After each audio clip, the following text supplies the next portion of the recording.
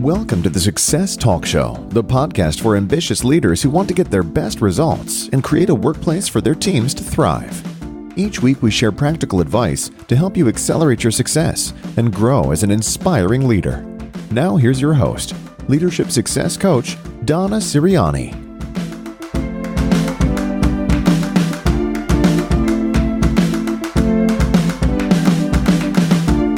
Welcome to another episode of the Success Talk Show. This is Donna Siriani, Leadership Success Coach and founder of Success Compass Academy. You may be hearing a lot about how critical it is to your organization to have high employee engagement. Now, sometimes it can sound like it's an initiative that's being driven from some other group. Maybe it's HR, maybe it's a group of executives, but it's coming from some other place. What I'm going to do in today's episode and the next two episodes is to share with you specific strategies that you can use as a leader to make a huge difference in employee engagement of your own team, maybe even for you personally and beyond. But before we get started, before I dive into those strategies, if you're listening for the first time, I'd just like to take a minute to introduce myself.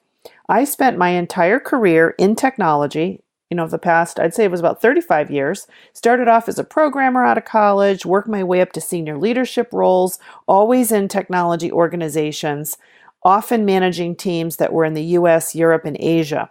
Now, my last corporate role was as Chief People Officer for a software company. I'm going to share some stories from that experience with you. Now, as much as I love championing company culture, driving employee engagement, we won a Best Place to Work award. I'm going to share with you a lot of the strategies that I used for that. But I was drawn to leave the corporate roles behind to become a full-time coach and consultant. I've done a lot of work on employee engagement with my clients, and so I'm going to share these strategies with you because these are things you can implement yourself right away. Maybe not all at once, but I like to have strategies that are practical, actionable, things that can really benefit you as soon as you finish this episode.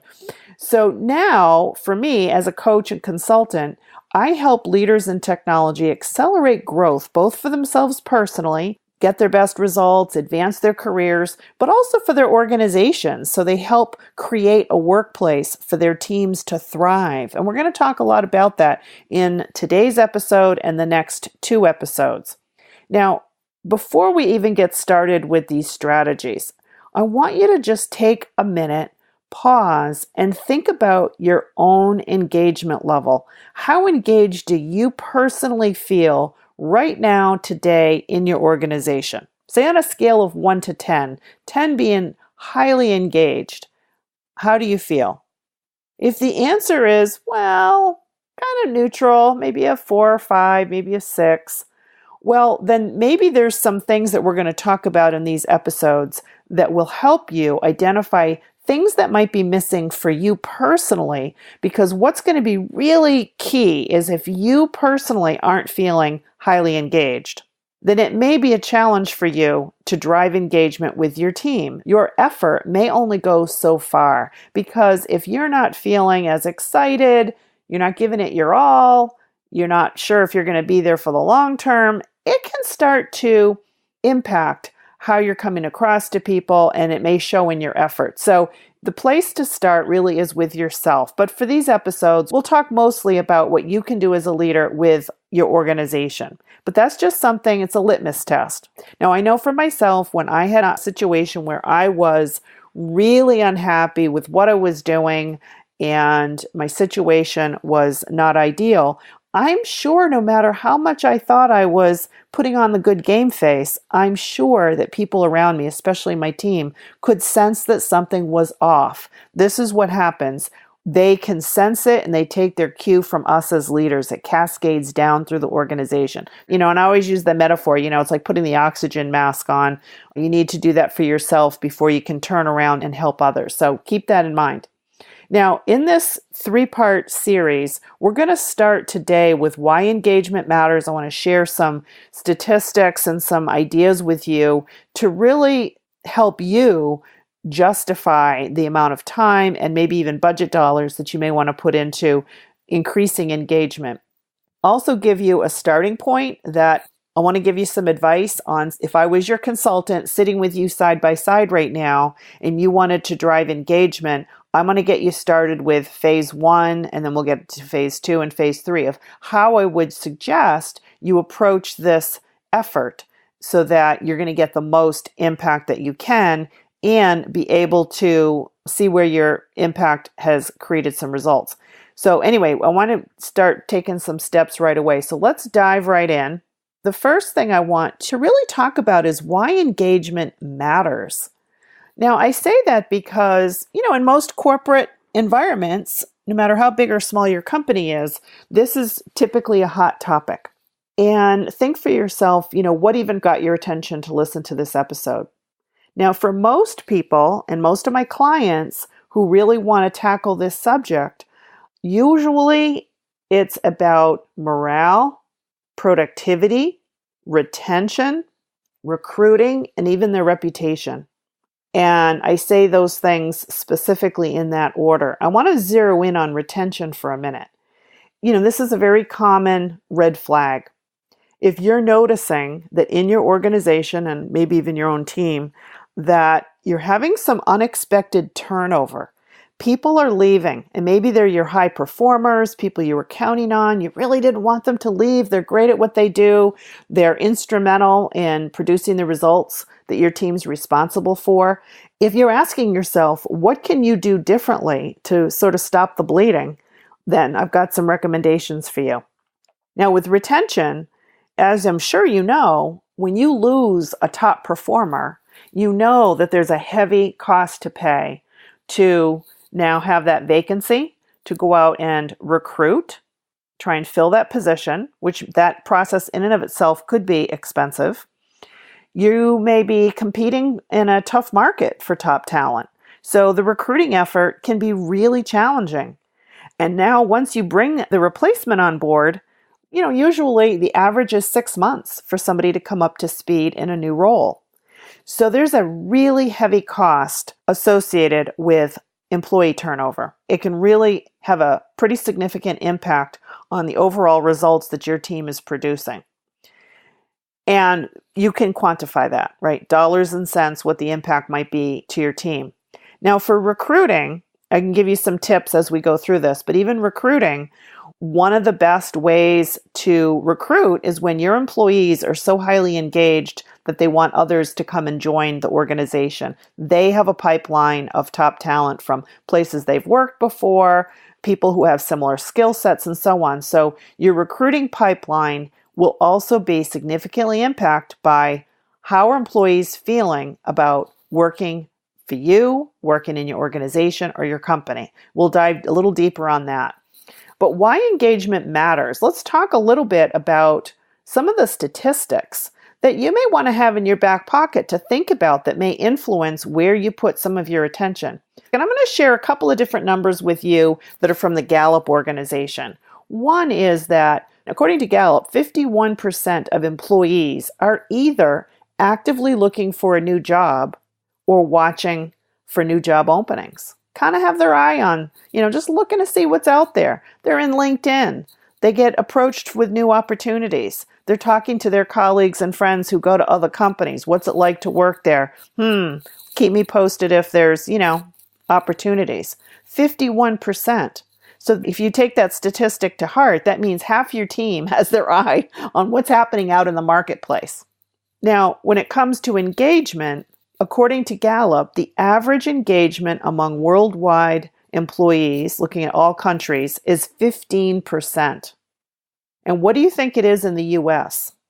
Now, I asked a group of leaders this question recently, and they thought it was less than 15%. But the good news is that in the US, the average engagement among employees is 34%. Now, if you're listening to this from another country, I'm sure you can do a Google search and find out what's the average engagement in your country, right? Is it Europe or Asia? Where are you in the world? And every country has its own stat. And that can be interesting because based on cultural norms, there may be some significant difference there. But for this statistic is the US. Sticking with the US, 16.5% of US employees are actively disengaged. Well, what does that mean? What it means is that, say, we'll round up and say 2 people out of 10 are actively disengaged, and they may be acting out, disrupting, derailing, obstructing progress. They're so unhappy that they're either not doing their work or they're interfering with other people getting their work done. Maybe they're the naysayers in the group who are constantly challenging, arguing, presenting opposing viewpoints in a way that's destructive, that's not actually helpful at all to the objectives. So when you have employees who are actively disengaged, you're not getting your money's worth from them, right? So let's just say, for sake of math, somebody's earning $100,000, which is significant to make a 6-figure salary. So I'm just using that for the math to make it easy. But let's say you've got somebody on your team who's actively disengaged and they're making a really good salary. That's money that you're paying for compensation. You're not getting the value from it because they're not pulling their weight. So out of a team of, say, 10 people, right, if you had 2 people who were actively disengaged, and again, just for sake of math, $200,000 worth of compensation and benefits, total comp, that you're not getting your money's worth because they're not contributing. They're actually working against you. That is not good for business, and it's not good for the rest of the team because they drag everybody down.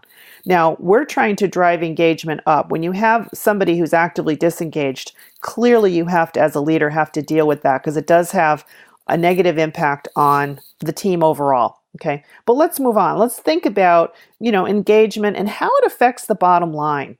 Now, I use this example. I was working with a CFO who shared with me a formula that I absolutely love because it really gives you an opportunity to quantify how this may impact your budget and your team and what you may want to give more thought to. Let's say, and again, just for sake of easy numbers, let's say that your total budget is $10 million total comp for your organization. And let's say your engagement level is at that average for the US. It's at that 34%. You're average, right? Your organization isn't considered high performance. It's not low performance. It's average. The Gallup statistic is 34% is average across the country. Well, at 34% of engagement, let's say that your engagement level, that's not even mediocre, 34%. So 34% of that $10 million is what you may be getting for your money's worth. So maybe $6.5 million worth of productivity is untapped. Think about that. If you've got people who are not giving, because engagement is that discretionary effort. Employees are involved in, enthusiastic about, and committed to their work and their workplace. So if somebody's highly engaged, they're giving you 100%. So that $100,000 employee is giving every penny's worth, right? They're giving 100%, excited, love coming to work, love what they're doing. They're committed. They're going to refer other people to come and work here. And it's just not a question. And they want to stay, right? They want to stay in the organization, highly productive, high morale. So you're getting your money's worth. But if you have somebody who's neutral, maybe medium to low engagement, it's not that they're not doing their work. They're not giving 100%. They're not giving everything they could because there's a discretionary effort that everyone has. You think about how committed you are to what you're doing, right? Are you giving 100%? Okay. Now, that formula that I shared with you, if you're trying to justify putting money toward activities, toward training, toward any kind of benefit where it's going to drive engagement, you can think about how it's going to affect your ability to get your full money's worth out of that compensation budget, right?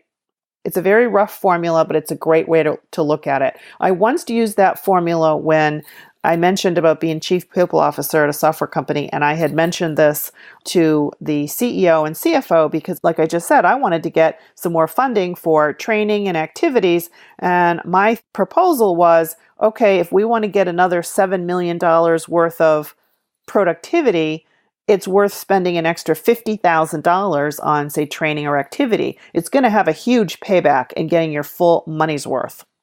So you may want to think about that rationale when you're trying to justify getting a little bit more money in your budget for some of these activities. Okay, so the call to action here is for you as a leader to adopt daily practices that are going to help you drive engagement. I'm not going to suggest that you start up several new projects and try and get funding. What I'm going to share with you in these strategies are things that you can start doing every day, incorporating some new habits into your routine so that over time you will amplify your efforts and it will have a bigger impact on engagement. Okay, so everything I'm going to share with you for strategies are daily practices that you can adopt that are going to really make a big difference with your team. Okay, now before you do that, phase one, I'd really love for you to think about your baseline and set a couple of targets.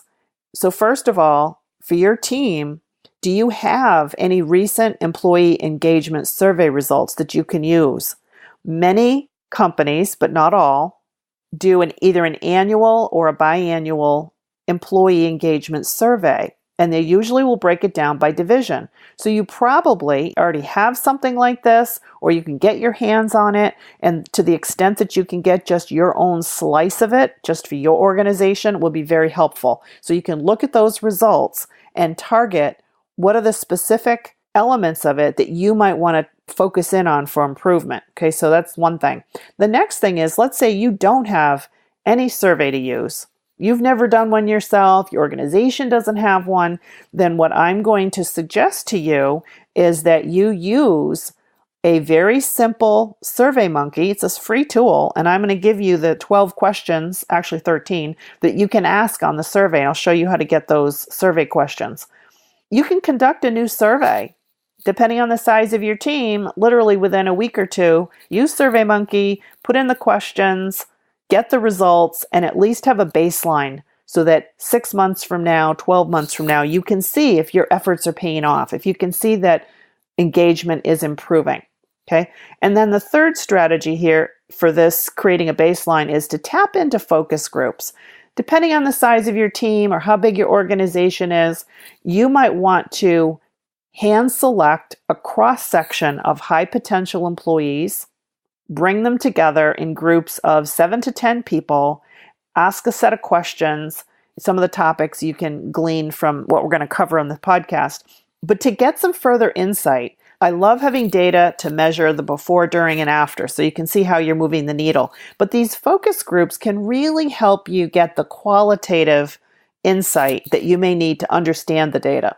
Right? What is really on people's mind? If you're going to focus on improving training, increasing training, the data may be just one piece of it, but we really want to hear what's on people's mind for the kind of training that they're hungry for. Okay, so anyway, either use existing results, conduct a new survey, and in addition, tap into, at least one group conversation to get some further insight. So create the baseline. Now, some organizations will do a survey and have, I worked for one company that was very sophisticated in how they did their employee engagement surveys. Every year we had a survey, an outside company was hired to customize it, and it was quite impressive. It was sophisticated. Every year as a company, we would review the results as leaders. We reviewed them with our team. We did a lot of work with it. And it was, fairly expensive when you add up the cost of the consultant and our time and our effort on it.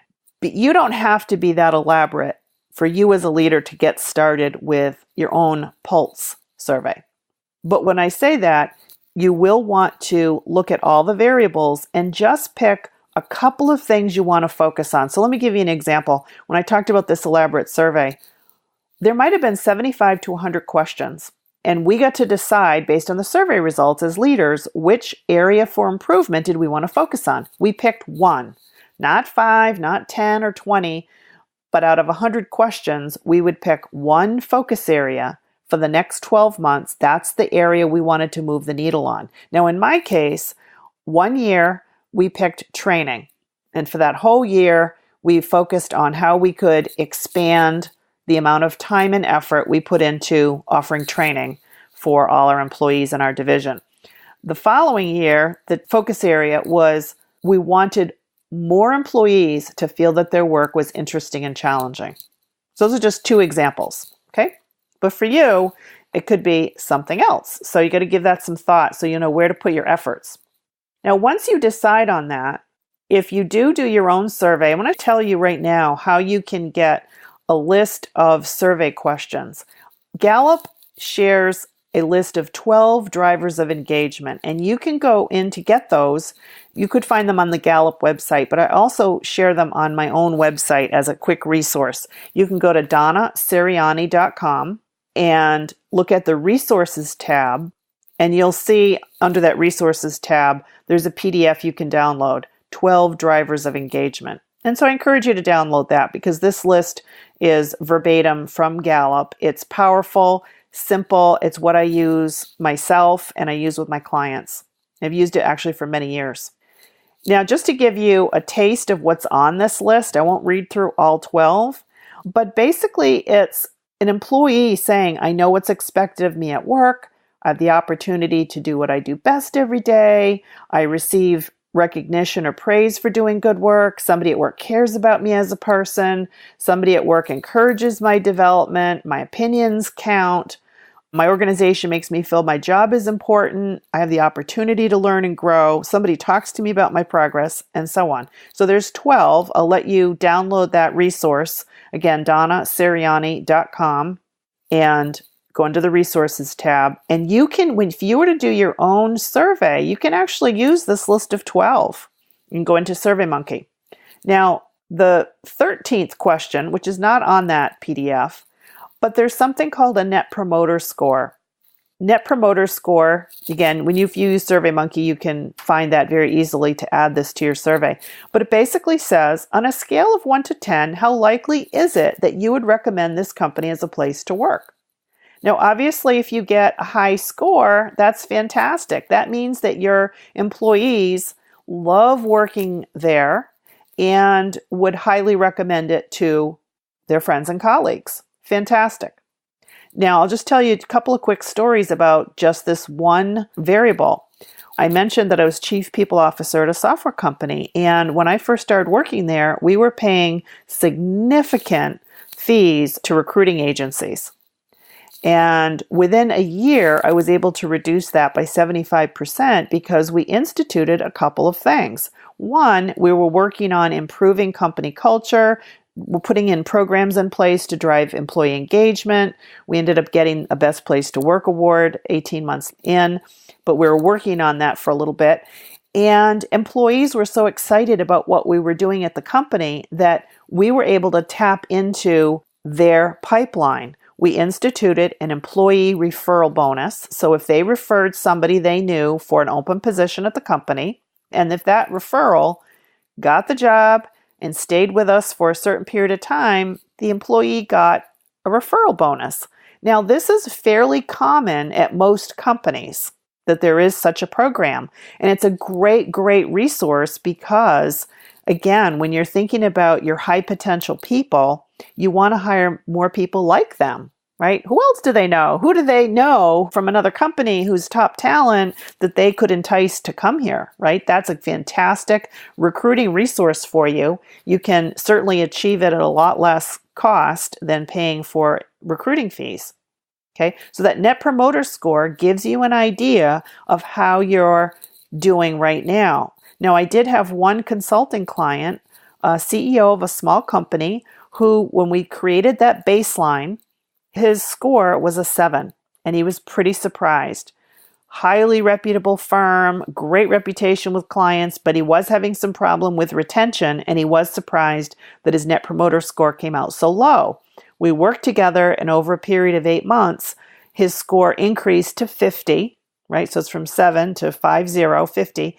And there were a couple of other metrics that he had targets for. And overall, we increased his employee engagement, his targets, by 400% by doing the same things that I'm going to be sharing with you on these 3 podcast episodes. But Net Promoter Score is just one thing you may want to add to your survey if you are going to do one in the short term. It can really give you a good indication of how people are feeling about working there. So, phase 1, just to wrap up, everything we've been talking about is why engagement matters, how it's going to affect your bottom line, how it can benefit you. Now, as a leader, the more you adopt practices that help you be seen as somebody who builds high performance teams, seems to have that magic formula for how to have people flocking to work for you, right? And then they produce fantastic results. You then become, in terms of you getting your best results, you being a sought after leader, you having a bigger impact, you having visibility, then think of this as not only what's going to help the employee get their best results, feel engaged, feel committed, feel enthusiastic about their work, feeling appreciated. But this is good for your career as a leader, because if you have aspirations to take on bigger organizations, more teams, maybe climb the ladder, whatever it is that you're aspiring to, and I'm not saying that you have to do that, but if that's what you want to do, you will be given more opportunities when you are seen as someone who somehow has that magic formula for how to drive engagement or how to drive high performance, why the top talent wants to work for you. Okay, so I just wanted to point out that this is really good for your career to master some of these strategies we're going to talk about. Okay, so let's get started. Now, for today's episode, I'm really going to just go through 2 sets of strategies. Okay, and then the rest we'll cover in part 2 and part 3 of this series. Okay. Now, the first thing I actually want to start with that you can begin paying attention to today is appreciation. Think of it as recognition or appreciation. Now, I actually conduct a workshop on this, and this is actually a really big topic. But what you can start doing right away is start with your own team, the people that report directly to you and their employees, and first of all, just create a quick list of how you can show appreciation starting today for those employees, and maybe set a target for yourself, like once a day. It's going to be a habit for you once a day to show appreciation to someone who's doing a great job. Now, in terms of making a list of the ideas of how you can do that, the most important thing I want you to know about this is everybody's different. What one person may feel is a sign of appreciation that really resonates with them may not resonate with somebody else. So let me give you some examples. Let's say you personally love being in the spotlight. You'd love to be called out in front of everybody. Oh, you did a great job on something. And maybe the CEO is praising you in front of everyone at a company meeting. You might find that invigorating. Somebody else might find it horrifying because they don't want to be in the spotlight. They don't like to be called out like that. And it makes them very uncomfortable. So when I say make a list, it's helpful if when you make a list of ideas, before you go to actually show appreciation, think about what you know about that person. You may know them quite well, and you could even have a conversation with them about, what forms of appreciation are meaningful to them. So let me give you some examples. It could be writing a thank you note. I worked for a CEO who literally had boxes of thank you notes, and he had a habit of writing out a thank you note, and he might leave it on someone's desk. Well, that's really powerful coming from the CEO. A handwritten note from him on something specific that you did, that he noticed. Okay, so that had a lot of impact. Now, it doesn't have to be the CEO to have impact. I want to tell you a quick story. I mentioned that I conducted workshops on recognition. And at one company, for one particular workshop, a guy showed up to the workshop with a thank you note, handwritten thank you note, that he had had on his bulletin board for 5 years. It meant so much to him that he tacked it onto his wall. It just so happened the person who wrote the thank you note was in the same workshop. Anyway, this guy, I'll say his name was Mike, he read the note out loud. Actually, the other person was a project manager at the time. And Mike read the note out loud and explained to the group how this meant so much to him for his effort to have been appreciated.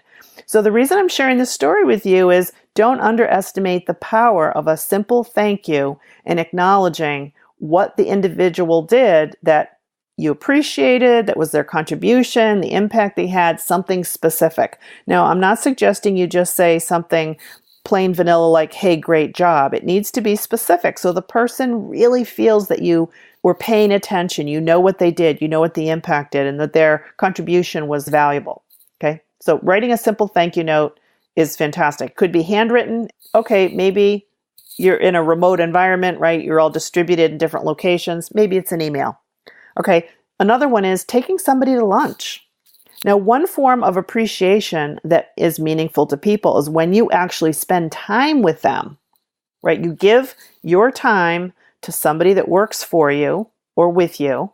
Taking them to lunch as a sign of appreciation could be meaningful because them having quality time to talk to you could be priceless. Now, another idea is giving a small gift, right? Got to be careful with that. Now, I know myself, giving and receiving, one of the most common things probably in my life has been books. Books are little things that are appropriate in an office. But in your environment, who knows? Use your imagination. Again, it takes knowing the person and what they appreciate. Now, including them in a strategic meeting. Now, I say this because sometimes what really resonates with somebody is you including them in your inner circle. Maybe you're going to a meeting where you know that they will learn, gain visibility, feel special treatment of some kind. They'll learn information they wouldn't get otherwise. But including them in a meeting makes them feel special and appreciated and recognized. So that can be something to consider. Again, these aren't one size fits all. You do need to know the personalities. Now, it could even be offering to help somebody on an assignment, praising them in front of their peers. If you know that somebody really wants that kind of spotlight, calling them out at a meeting, whether it's a town hall, a company meeting, a team meeting, but praising them in front of others, being specific about what it was they did, that can be really impactful. Now, if the person doesn't work for you, one thing that by default can be a great thing to do is send an email detailing what a great job they did on an assignment, be specific, and copy their manager. Because now you've not only appreciated them, but you've made sure their manager knows how their contribution was beneficial. Okay. Another example is giving them a challenging assignment. Knowing that somebody wants to stretch and grow and get to the next level, by you giving them a challenging project, you may be showing that faith, confidence, trust, and respect that they crave. Right? So anyway, I'm just giving you several examples of what you can do to show appreciation on a regular basis. My suggestion is that every day be thinking about maybe what's that one step you could take? What's that one gesture where you make it a daily habit of once a day showing appreciation to one person? Okay. When all else fails, I'd start there. Now that may or may not resonate with you, but I'm suggesting this would have an enormous impact right away. Now, how this drives engagement is that one of those 12 drivers of engagement is, and I'm reading it verbatim, in the last 7 days, I have received recognition or praise for doing good work. So think about that. How often is it that somebody, and I'm telling you, I hear this all the time, that people will say it's months that they go, weeks or months, without really getting recognition or praise. But the driver is in the last 7 days. So by you making it a daily habit to praise or recognize your staff, your direct reports, their employees, your colleagues, that isn't overkill, right? Because you're not praising the same person every day, right? You're sort of spreading the love. But people need to feel valued. One other driver is, my manager or someone at work seems to care about me as a person. That's one of the 12 drivers. So by you showing appreciation, you're double dipping because that's another driver. And I'll give you a third one. The mission or purpose of my organization makes me feel my job is important. Okay, so by you showing appreciation and being specific about what they've done to contribute, that's just yet a third driver that you can influence, that you can impact.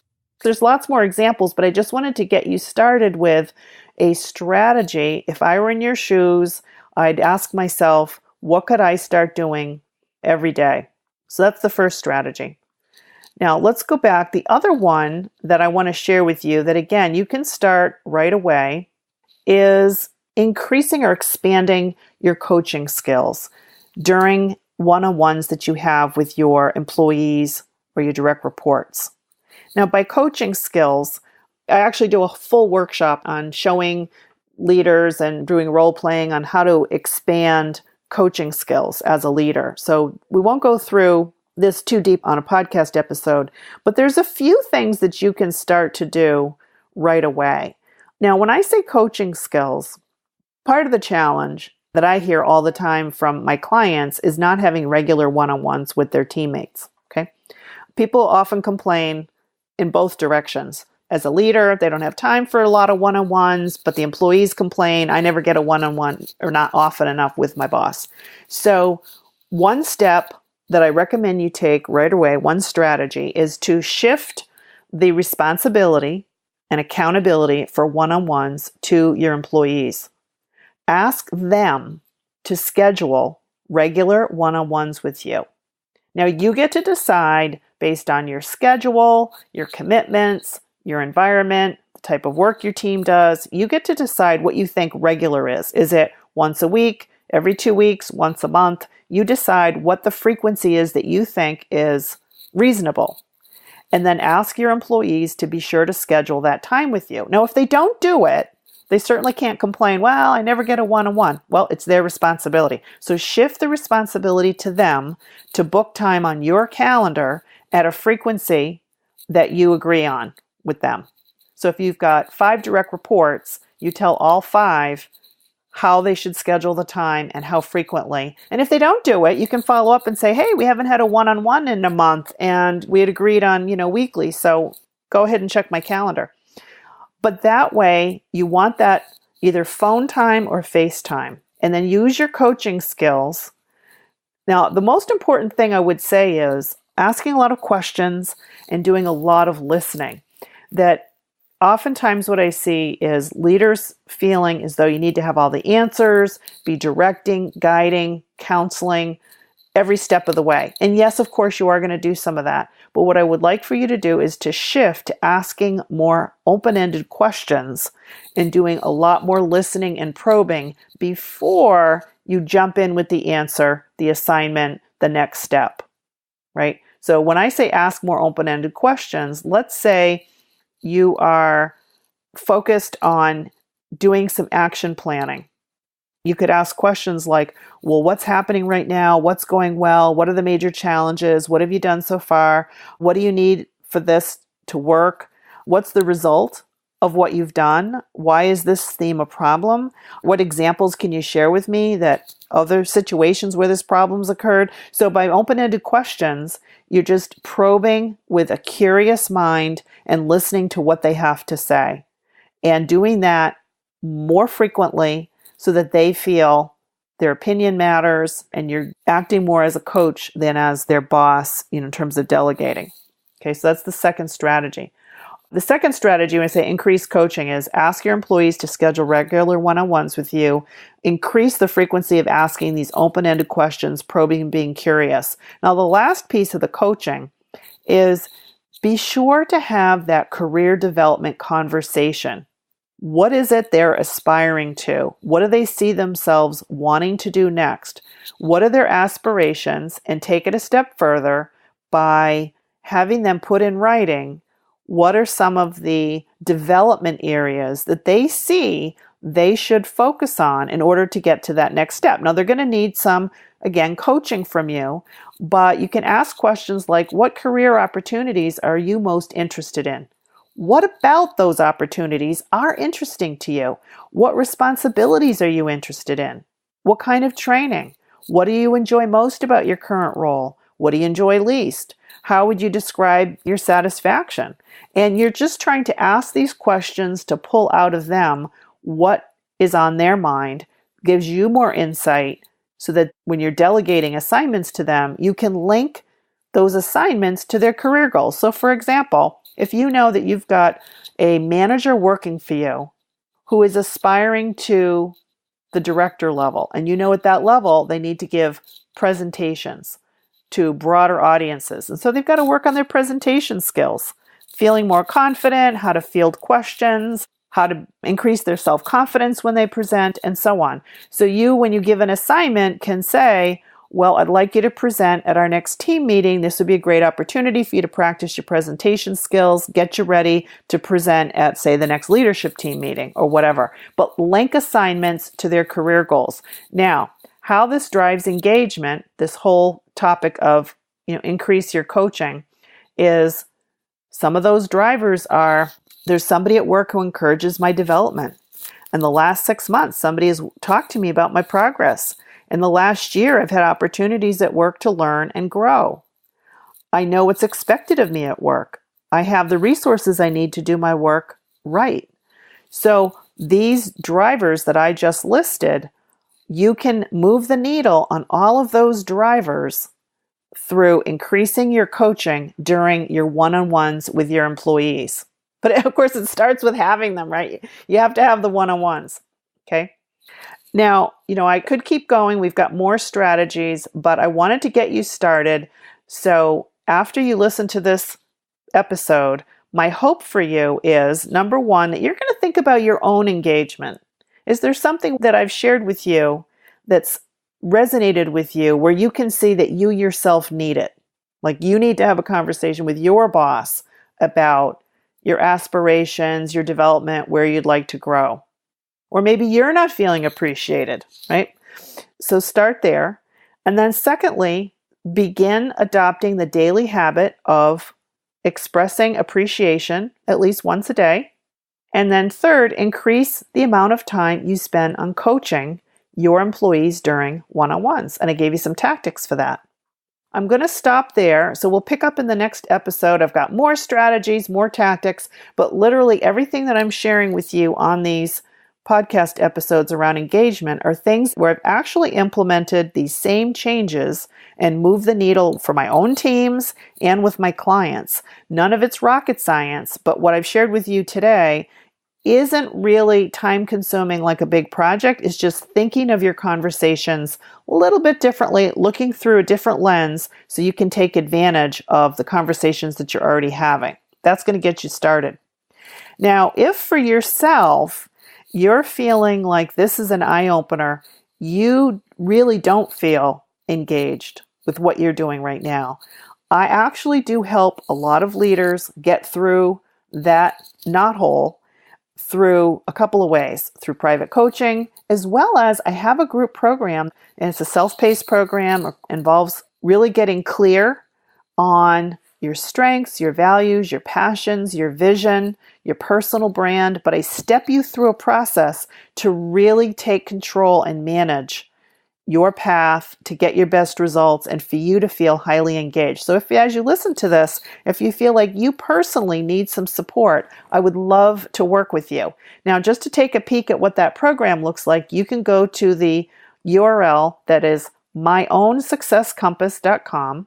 The name of the program is Acclimate to Accelerate. And some of the details of that program, you'll see that on that page. And if you would like to have a conversation about that, I would love to speak with you. But take a look at that program because I do work with people all the time on their own engagement. As I said at the beginning of this episode, the more engaged and excited you are, it's going to cascade down to your team and your entire organization. So with that, hopefully you feel like you've got enough to start moving the needle even more and creating some new habits. So with that, I thank you for listening. Have a great day, and I look forward to continuing this conversation on the next episode.